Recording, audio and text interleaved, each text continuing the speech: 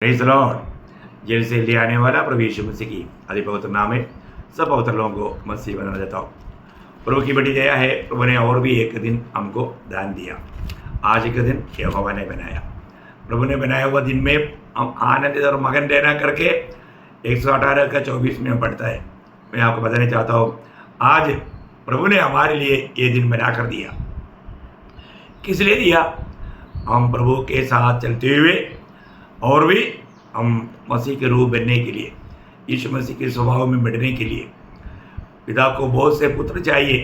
कैसा पुत्र चाहिए? अपना एकलौता पुत्र यीशु मसीह के जैसा चाहिए। ये बात बुलाहट पाया हुआ, चुनौती पाया हुआ अनेक लोगों के अंदर ये विचार भावना राज करना चाहिए। हमारा जीवन का दौड़ का लक्ष्य क्या है, वो बात को समझना बहुत बड़ी बात है। तो आज भी प्रभु का वचन से आपको प्रोत्साहन करने के लिए पवित्र आत्मा ने मुझे प्रेरणा दिया हुआ एक छोटा भाग मैं आपको पढ़कर बताना चाहूँगा। इफिसियों का पत्री उसका 4 अध्याय उसका 24 से 32 तक का वचनों से अपन थोड़ा सा बातें देखेंगे। और नए मनुष्य को पहन लो, जो परमेश्वर के अनुरूप सत्य की धार्मिकता और पवित्रता में सृजा गया है। इस कारण झूठ बोलना छोड़कर हर एक अपने पड़ोसी से सच बोले, क्योंकि हम आपस में एक दूसरे के अंग है। क्रोध तो करो पर पाप मत करो।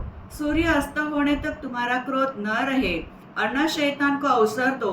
चोरी करने वाला फिर चोरी न करे, वरन भले काम करने में अपने हाथों से परिश्रम करे, इसलिए कि जिसे प्रयोजन हो उसे देने को उसके पास कुछ हो। कोई गंदी बात तुम्हारे मुंह से न निकले, पर आवश्यकता के अनुसार वही निकले जो उन्नति के लिए उत्तम हो, ताकि उसे सुनने वाले पर अनुग्रह हो। परमेश्वर के पवित्र आत्मा को शोकित मत करो, जिससे तुम पर छुटकारे के दिन के लिए छाप दी गई है। सब प्रकार का कड़वाहट और क्रोध और क्रोध और कलह और निंदा सब बैरभाव समेत तुमसे दूर किए जाए। एक दूसरे से कृपालु और करुणामय हो, और जैसे परमेश्वर ने मसीह में तुम्हारे अपराध क्षमा किए, वैसे ही तुम भी एक दूसरे के अपराध क्षमा करो। बहुत अनमोल बात है। वास्तव में प्रभु का वचन कितना गहरा है। आत्मा में जब हम उस बातों को ध्यान करेगा तो इसमें से हमें बहुत से बात ध्यान करने के लिए है। उसमें उसका 24 वचन में हमने क्या देखा? नया मनुष्यत्व को पहन लो। क्या बोला? वापस एक बार पढ़ो। और नए मनुष्य को पहन लो। नया मनुष्यत्व को पहन लो। बहुत बड़ी बात है। नया मनुष्यत्व बोलेगा तो प्रभु यीशु मसीह है ना। यही बात रोमियो उसका 13 अध्याय का 14 वचन में पौलुस कहता है, वरन प्रभु यीशु मसीह को पहन लो। ये नया मनुष्यत्व बोलेगा तो प्रभु यीशु मसीह है। आप देखिए, प्रभु यीशु मसीह को पहना हुआ एक व्यक्ति, आगे उसमें क्या लिखा? और शरीर की अभिलाषा को पूरा करने का उपाय न करो। देखा, शरीर की अभिलाषा को पूरा करने के लिए इसका मतलब क्या है कि हम नया मनुष्यत्व को पहना, परंतु हमारा अंदर क्या है? अभी भी वो पुराना मनुष्य है। अभी भी हम शरीर में हैं। अभी हमारा शरीर का उद्धार नहीं हुआ। वो प्रभु का आगमन में होगा, हम महिमा का शरीर धारण करेगा, फिर ये शरीर का वो स्वभाव हमारे में प्रकट बिल्कुल नहीं होगा। आप देखना, जब तक हम शरीर में हैं तो हम लोग कई प्रकार का मोह में, क्योंकि याकूब पहला अध्याय है उसका 14 वचन में, याकूब उसका पहला अध्याय 14 वचन, परंतु प्रत्येक व्यक्ति अपनी ही अभिलाषा से खींचकर और फंसकर परीक्षा में पड़ता है। देखा, अभी अपना ही अभिलाषा, मतलब हमारे शरीर में क्या रहता? अभिलाषा रहता है। उसमें लोग फंस सकता, आत्मीय जीवन से वंचित हो सकता। इसलिए गलातियों 5:24 में और उस बोलता ना, जितने मसीह यीशु के हैं वे लोग क्या किया? उसने उन शरीर को और उसकी लालसाओं और अभिलाषा समेत क्रूस पर चढ़ा दिया है। पूरा वचन पढ़ना हो। और जो मसीह यीशु के हैं, देखा, जो मसीह यीशु के हैं, उन्होंने, बोलने का अर्थ जिन्होंने मसीह यीशु का बन गया, प्रभु यीशु मसीह को अपना जीवन दिया, प्रभु से उद्धार पाया, उनका बारे में लिखा है, उन्होंने शरीर को उसकी लालसा और अभिलाषा समेत क्रूस पर चढ़ा दिया गया। हाँ, इसका मतलब अभी एक्चुअली ये सब हम विश्वास से अनुभव करने वाला बात है, विश्वास से अनुभव करने वाला बात है। तो वो कार्य वापस भी हमारा जीवन में हो सकता है, आ सकता है, लेकिन हमें उससे बेच करके जीवन बिताना, क्योंकि हम कौन है? हम मसीह यीशु के हैं, हम यीशु का बन गया है, अभी हम प्रभु का बन गया है। ये कार्य, ये ज्ञान हमारे में कार्य करना जरूरी बात है। आप देखिए, बहुत सुंदर बात है ना? हम मसीह को पहन लो, पहना है कि नहीं? है ना? पहना, कब पहना? जब गलातियों 3 अध्याय उसका 27 वचन में, अब तुम में से जितनों ने मसीह में बपतिस्मा लिया है, हाँ, उन्होंने मसीह को पहन लिया है। हाँ, देखा है? अभी पहन लो बोला, और यहाँ पर हमने पहन लिया है। हमने जो भी व्यक्ति प्रभु यीशु पर विश्वास किया और प्रभु की आज्ञा के अनुसार बपतिस्मा लिया, उन्होंने मसीह को पहन लिया है। बहुत बड़ी बात है, मसीह को पहन लिया। आपको मालूम है, जब हम यूनिफॉर्म पहन लेता ना, यूनिफॉर्म पहनने के बाद में बहुत नियम है। हम लोग कोई नशा इस्तेमाल नहीं कर सकता, है ना? यूनिफॉर्म पहनने के बाद में कोई झगड़ा नहीं कर सकता, चोरी नहीं कर सकता है। ये सारे बातों में सावधान रहना है। आज भी कितने लोग, आपको मालूम है, आर्मी में यूनिफॉर्म बना हुआ एक व्यक्ति कभी भी कोई भी प्रकार का आभूषण नहीं पहन सकता। तो हम मसीह को धारण किया है, तो फिर कई लोगों को अभी भी आभूषण का पीछे बहुत चक्कर है। मैं आपको बोलता हूँ, अभी तक आपने यीशु मसीह को धारण किया ही नहीं। आप धारण किया है तो सवाल ही नहीं पहनने का है। अभी भी बहुत लोग दुनिया को पहना हुआ है, एक प्रकार उसके पीछे शैतान का हाथ है, उनको वो अच्छा लगता। प्रियो, आपने अगर मसीह को धारण किया है तो इससे बढ़कर के आपका जीवन में सुंदरता कुछ भी नहीं। तो मसीह को धारण किया हुआ एक व्यक्ति में 7 ऐसा अच्छा गुण प्रभु का वचन मांगता है। वो बातों के बारे में हम लोग 25 से 32 तक का वचनों में पढ़ता है। बहुत ध्यान से सुनना, ये बातें हमारे जीवन में हमको परख करके मुझ में ये गुण है कि नहीं, ये जानना बहुत जरूरी बात है। वचन जो हमें बताता है वो हमें अपने जीवन में है कि नहीं परखना चाहिए। अभी आप उसका 4 अध्याय का 25 वचन पढ़ेंगे। इस कारण झूठ बोलना छोड़कर, झूठ बोलना छोड़कर, मतलब यहाँ पर मतलब झूठ बोलना छोड़ दो और हर एक अपने पड़ोसी से सच बोले। सच बोले। एक्चुअली वो सच बोले जो बात एक आज्ञा है, तुझे सच बोलना है। अभी आपको मालूम है, प्रकाशित वाक्य 21:8 में लिखा है, झूठों का भाग नरक का आग। देखा, झूठ बोलने वाला, अभी आप प्रभु में होने के बावजूद भी और आप झूठ बोलते हो, प्रयोग ये आपको शोभा नहीं देता। हमें हमारे जीवन में कभी भी प्रभु में आने के बाद हम दिल की, हृदय की सच्चाई से हम सच्चाई बात बोलना चाहिए। हर एक बातों में हम सच्चाई बोले, है ना? कई रीति में झूठ बोल करके लोग अपना मतलब निकाल देता। प्रयोग ऐसा स्वभाव मसीह को धारण किया हुआ एक व्यक्ति में नहीं होना चाहिए। हमारा प्रभु यीशु मसीह ये जब दुनिया में था कभी झूठ बोला नहीं, है ना? तो यीशु मसीह को धारण किया हुआ व्यक्ति भी झूठ नहीं बोलना चाहिए।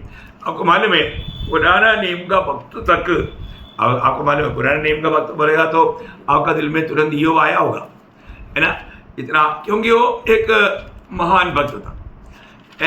ईयोब खुद अपने आप को पूछने वाला एक शब्द ईयोब 6 अध्याय उसका 30 वचन का शुरुआत में हम देखता है, क्या मेरे वचनों में कुछ कुटिलता है? हाँ, मतलब मेरे वचनों में कुछ कुटिलता है बोलेगा तो मैं बात करने के टाइम पर उसमें कुछ कुटिलता का बात निकलता है क्या? कुछ गलत बात निकलता है क्या? है, अब परखना। हमारे जीवन में हमारा शब्दों को हमें बहुत सावधान रहना, क्योंकि प्रभु यीशु मसीह ने जब पहाड़ी उपदेश में मत्ती 5:37 में बोला हाँ तो हाँ नहीं। ना तो ना, इससे अधिक दुष्ट से होता है। आप देखिए बहुत सख्त बात है ना प्रियो।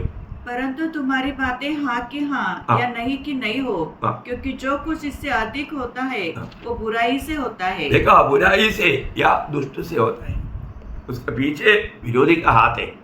तो हमारे जीवन में हर बात में हमें सच्चाई बोलने के लिए हमें सीखना चाहिए। न ईयोब का ही किताब में आपको मालूम है, वहां पर उसका 27 अध्याय का 4 वचन में ईयोब कहने वाला एक बात है। ईयोब 27 का 4, मैं यह कहता हूँ हाँ। कि मेरे मुंह से कोई कुटिल बात न निकलेगी ना निकलेगी, और न मैं कपट की बातें बोलूंगा। कितना अच्छी बात है प्रिय। आप प्रभु में होते हुए कभी आपने ऐसा निर्णय लिया? अपने आप को पूछो, मैं हर बात में सच बोलूंगा, मैं किसी प्रकार का भी किसी को भी फंसाने वाला बात नहीं बोलूंगा। आज आपको मालूम है, विश्वासियों में भी मैंने ये बात को अनुभव किया।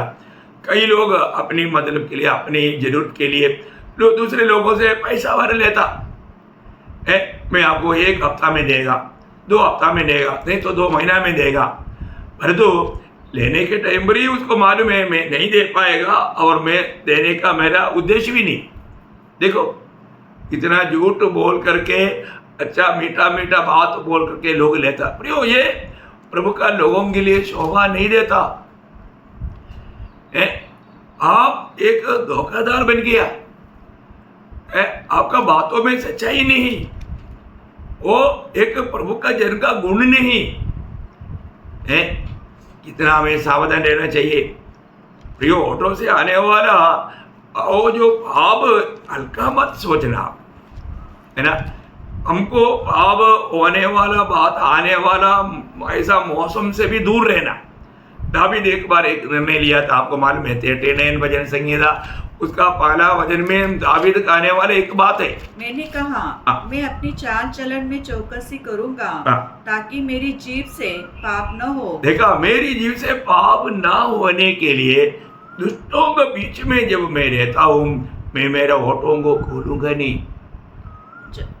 जब तक दुष्ट मेरे सामने है, हाँ। तब तक मैं लगाम लगाए अपना मुंह बंद किया रहूंगा। वाह वाह वाह वाह वाह, ये एक अद्भुत बात है। लेकिन एक बात है, जो मुंह को या जीव को लगाम लगा सकता ना, वही सच्चा भक्त है। लेकिन बहुत असंभव बात है। याकूब उसके बारे में 3 अध्याय में बहुत सुंदर, याकूब 3 अध्याय आप पढ़ेगा ना, आप एक्चुअली इतना पढ़ने के लिए जगह टाइम नहीं है, फिर भी आप पढ़िएगा थोड़ा। याकूब 3 अध्याय का 1 से। हे मेरे भाइयों, तुम में से बहुत उपदेशक न बने, क्योंकि जानते हो कि हम उपदेशक और भी दोषी ठहरेंगे। इसलिए कि हम सब बहुत बार चूक जाते हैं, बहुत बातों में झुक जाता है। जो कोई वचन में नहीं चुकता वही तो सिद्ध मनुष्य है। देखा, जो वचन में बातों में नहीं झुकता वही सिद्ध मनुष्य है, और सारी देह पर भी लगाम लगा सकता है। जब हम अभी ऐसे नहीं, वो थोड़ा और पढ़ना। इसलिए कि हम सब बहुत बार चूक जाते हैं, बहुत बातों में है ना, बहुत बार चूक जाते हैं। बहुत बात मतलब या बहुत बातों में, है ना, बहुत बातों में झुक जाता। जो कोई वचन में नहीं चुकता वही तो सिद्ध मनुष्य है, और सारी देह पर भी लगाम लगा सकता है। मैं आपको बोलने का आपका उसमें ऐसे लिखा होगा, लेकिन बात समझने के लिए मैं ऐसा वो थोड़ा ये बोल रहा हूँ। मतलब हम बहुत बातों में क्या होता, चुक जाता या चुक जाता, मतलब बोलने का अर्थ गिल्टी हो जाता। बहुत बातों में, शब्दों में, है ना, बहुत बड़ी बात है, समझने वाली बात है। लगाम लगाने का अर्थ कंट्रोल में रहना है। मतलब मनुष्य जीव को लगाम नहीं लगा पाता। वो एक बहुत बड़ा गंभीर मतलब दिशा में यहाँ पर याकूब भी बोलता है ना। ये जीव एक भयंकर, एक आग लगाने वाला एक अंग है। उसमें याकूब गंभीर रीति में बोलता। मैं बोलने का अर्थ मतलब तेरा पूरा पढ़ने के लिए टाइम नहीं, उसका 8 बजे बढ़िएगा। पर जीव को मनुष्य में से कोई वश में नहीं कर सकता। वो एक ऐसी बला है जो कभी रुकती ही नहीं। वो प्राणनाशक विष से भरी हुई है। बाप रे, क्या चेतावनी है। वास्तव में ना आप लोग समय मिलने पर वो अध्याय को पढ़ कर देखना, बहुत गंभीर बात याकूब बताता। मैं बोलने का अर्थ हमें जीव को वश में लाना बहुत जरूरी बात है।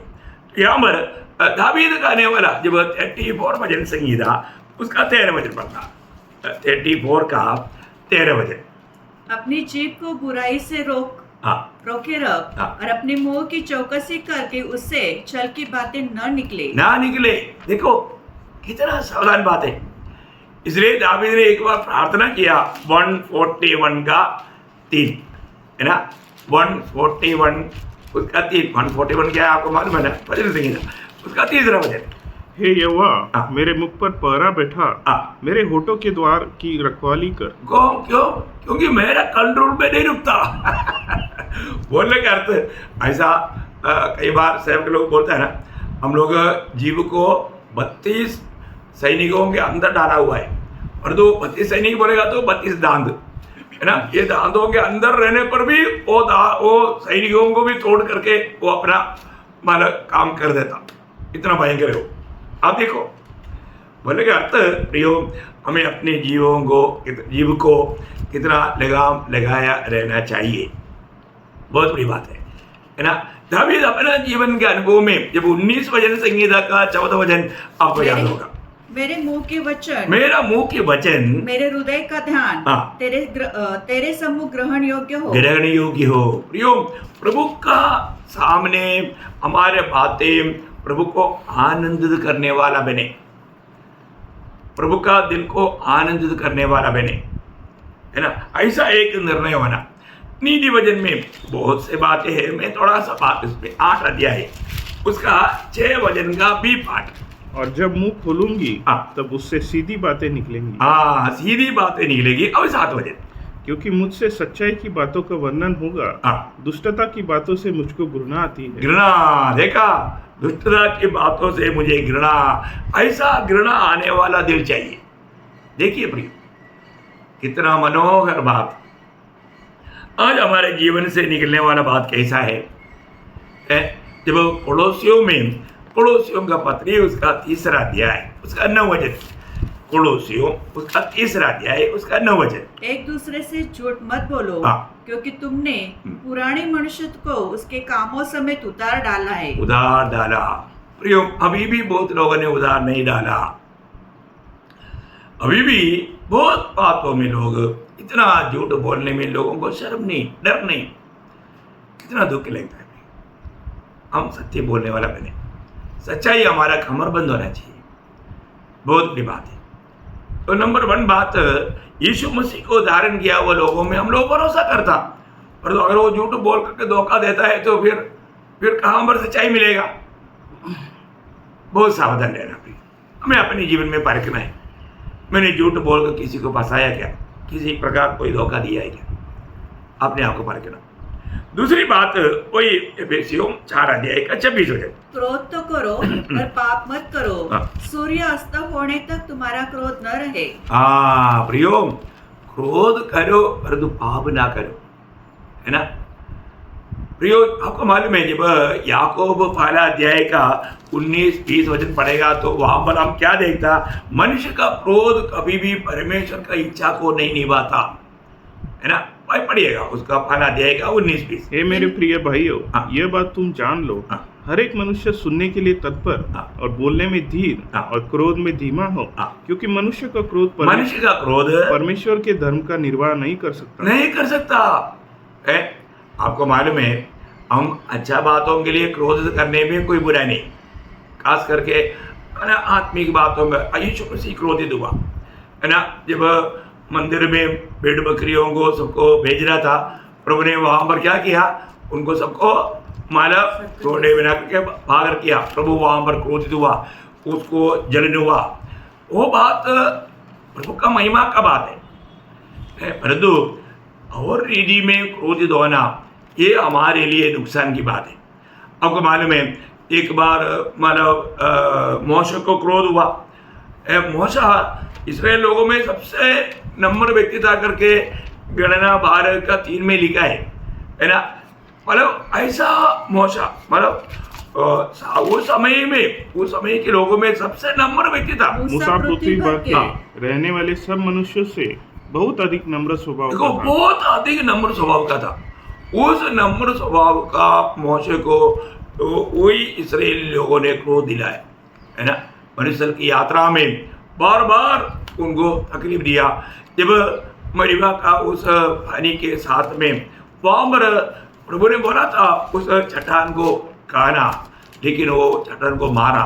वो उसके पीछे उसको क्रोध आया, लिखा है।